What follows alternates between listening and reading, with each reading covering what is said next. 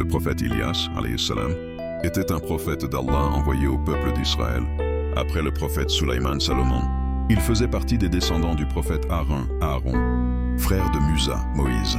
Après la mort de Sulayman, le peuple d'Israël s'était égaré. Beaucoup avaient sombré dans l'idolâtrie, adorant une idole nommée Baal, un faux dieu de la fertilité et du tonnerre. Allah envoya alors Ilyas pour ramener son peuple au monothéisme, à l'adoration du Dieu unique, Allah. 2. Le message du prophète Ilyas. Ilyas prêchait avec douceur et fermeté. Adorerez-vous Baal et délaisserez-vous le meilleur des créateurs? Allah, votre Seigneur, est le Seigneur de vos ancêtres. Surat As-Saffat 37, 125, 126. Mais la majorité de son peuple rejeta son appel. Ils se moquaient de lui, s'accrochaient à leurs idoles et suivaient leurs rois corrompus. Seule une petite minorité de croyants resta fidèle à Allah avec Ilyas. 3. La punition du peuple. Allah, dans sa sagesse, envoya un châtiment.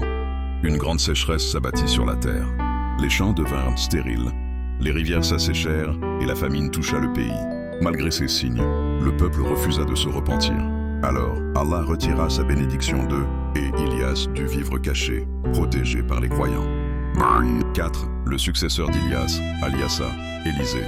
Quand le temps d'Ilyas approcha, Allah lui donna un disciple fidèle, Alyasa, alayhi salam, connu dans la Bible sous le nom d'Élisée. Il continua la mission du prophète Ilyas après lui, appelant à la foi et à la droiture. 5. La fin d'Ilyas. Selon certaines traditions islamiques, non confirmées par le Coran, Ilyas ne mourut pas de façon ordinaire. Il aurait été élevé vivant vers le ciel, comme d'autres prophètes, par exemple Idriss et Isa. D'autres savants disent qu'il mourut paisiblement, mais que son souvenir reste vivant parmi les croyants. 6. Mention dans le Coran. Ilyas est cité explicitement dans le Coran à 2 endroits. Et certes, Ilyas fut du nombre des messagers. Quand il dit à son peuple « Ne craignez-vous donc pas Allah, vous invoquez Baal et délaissez le meilleur des créateurs. Allah, votre Seigneur, est le Seigneur de vos ancêtres. » Surat As-Saffat 37, 123, 126. Et encore. Et Zacharie, Yahya, Sa et Ilyas, tous sont du nombre des vertueux. Surat Al-An'am 685. Le message spirituel d'Ilyas. Le prophète Ilyas nous enseigne la fidélité à Allah même lorsque la majorité s'égare, la patience dans l'épreuve et la constance dans la foi, le refus d'adorer autre qu'Allah, malgré la pression de la société.